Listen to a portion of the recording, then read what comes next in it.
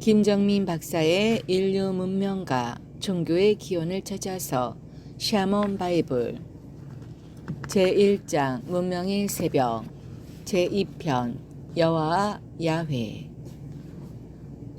산해경에 따르면 여호와는 고대 아시아에서 인간을 창조한 신으로 알려져 있다.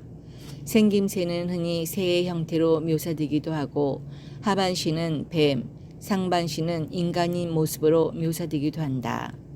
회남자에 의하면 방고가 알에서 깨어나 우주를 창조한 이후 땅과 하늘이 분리되었고 땅에는 각종 식물과 동물, 산과 강이 만들어졌다. 어느 날 여호와가 모든 것이 갖춰졌지만 대화할 상대가 없어 외로워하자 외로움을 달래기 위해 강가의 진흙으로 인간의 형상을 만든 뒤 숨을 불어넣어 생명을 주었다고 한다. 중앙아시아에 사는 투르크계 민족에도 이와 유사한 신화가 존재한다. 탱그리가 우주를 만들 때 자신의 왼쪽 눈으로 태양을 만들고 오른쪽 눈으로 달을 만들어 하늘과 땅을 창조하고 난 다음에 흙으로 살을 만들고 갈대로 뼈를 만든 후 숨결을 불어넣어 인간을 창조했다고 한다.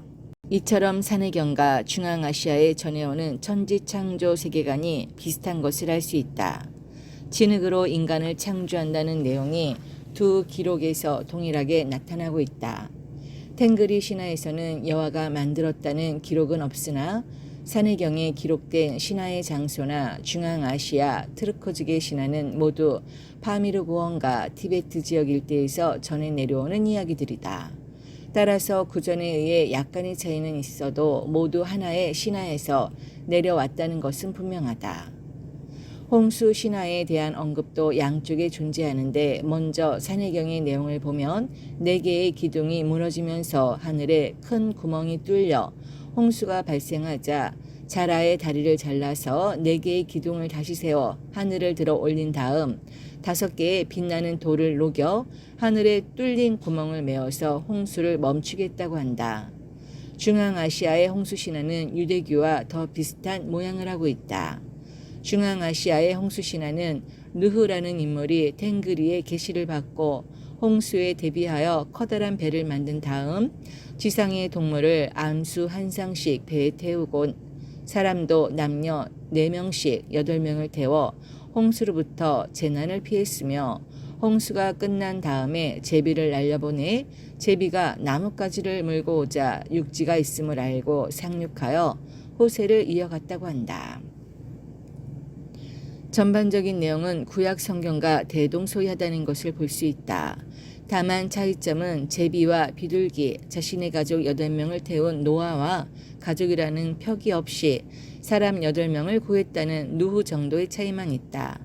이처럼 중앙아시아에 전승되어 내려오는 신화는 천지 창조부터 인간의 완성까지 모두 유대교와 동일한 세계관을 가지고 있음을 발견할 수 있다.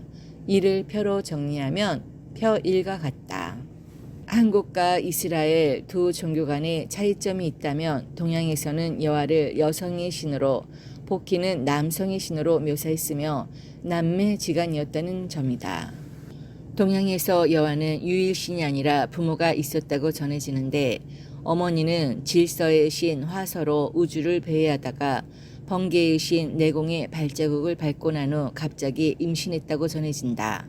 중국 산해경 문헌의 홍수, 인간 창조 신화와 중앙아시아 유대교의 밀교 의식을 보면 테오보키와 여호와를 연상시키는 그림을 가지고 있는 것을 볼 수 있다. 각각의 이야기에서 빠진 부분이 있다 하더라도 그림삼을 보면 고대 각 지역의 종교 지도자들은 같은 사유체계를 가지고 있다는 점을 알 수 있다. 모든 신화가 그렇듯이 산해경에 나오는 테오보키와 여호와신은 신이 아니라 지배자들이다.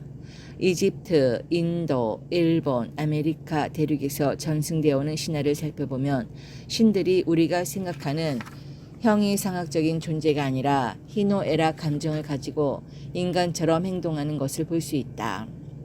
인간적인 면을 가지고 있는 이유는 이들이 실제로 신이 아니라 문명을 가져온 선지 문명의 기술자 집단으로서 후세 사람들이 신격화했기 때문이다. 임승국 교수가 번역한 한당 고기에 따르면 밀기에 복희는 신시에서 태어나서 우사의 직책을 수행한 후 청구와 낙랑에서도 일을 하였으며 후일 진으로 가서 수인 유소와 함께 그 명성을 서방에 떨쳤다고 한다. 배달국의 5대 태후의 천황의 12번째 아들이 태후 복희이며 그의 여동생이 여하라고 기록되어 있다.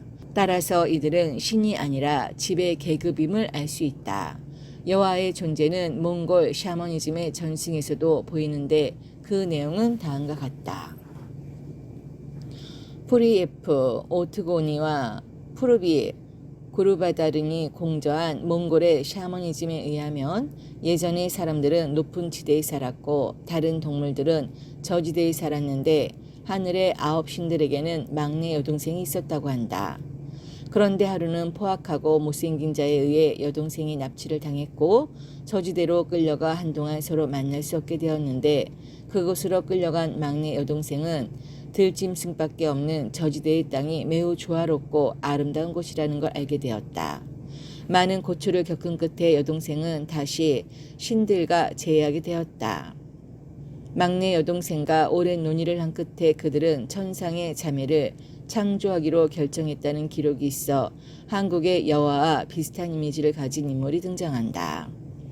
몽골에서도 고지대에 남자 형제가 많은 집안에 막내딸이 있었으며 이들이 저지대에 내려가서 세상을 창조했다는 내용이 나온다. 이러한 모든 기록들을 종합해보면 고대에 홍수가 발생하여 인류가 전멸을 당할 위기에 처했을 때 배를 타고 생존한 인류가 있었으며 이들은 한동안 고지대에 살다가 점차 저지대로 내려왔다는 것을 알 수 있다. 스메르 신화에서도 여하를 연상시키는 비슷한 외모를 한 신이 등장한다. 앤드류 콜린스의 금지된 신의 문명 제2권에 의하면 최초에 하늘로부터 수백 명의 아누나키들이 내려왔는데 그 무리의 지도자였던 앤릴의 아내인 린리를 자줏빛이 나는 뱀 여인이라고 불렀다. 또한 아누나키들이 최초에 정착하여 살던 지역은 고산지대로 나무조차 자라지 않는 곳이었다고 한다. 이처럼 고대의 저지대에서 문명을 재건하는 데 있어 몽골, 중앙아시아, 중근동의 신화를 종합해서 보면 뱀 여인이 중요한 역할을 했다는 것을 알 수 있으며 혼자 한 것이 아니라 산 위에 있던 다른 자들과 함께 일했다는 점을 알 수 있다. 여하가 신이 아니라면 여하는 어떻게 진흙으로 인간을 만들었을까? 그에 대한 해답은 신화 속에 존재한다고 본다.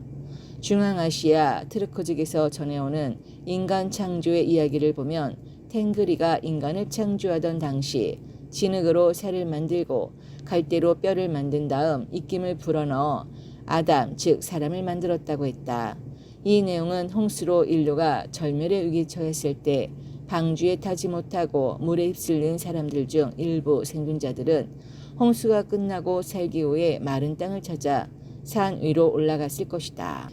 그러다 홍수에 의해 진흙이 된 산을 오르던 이들 중 일부는 정상까지 못 가고 탈진하여 쓰러진 경우가 많이 발생했을 것이다. 그래서 산 위에 먼저 피신했던 사람들이 진흙탕에 쓰러져 있는 이들을 구조하는 과정에서 인공호흡을 한 것을 두고 후대 사람들이 갈대와 진흙으로 사람을 만들어 숨을 불어 넣었다는 식으로 묘사한 것이 아닌가 생각된다. 즉 여하는 인간을 창조한 것이 아니라 홍수로부터 인간들을 구조한 것이다.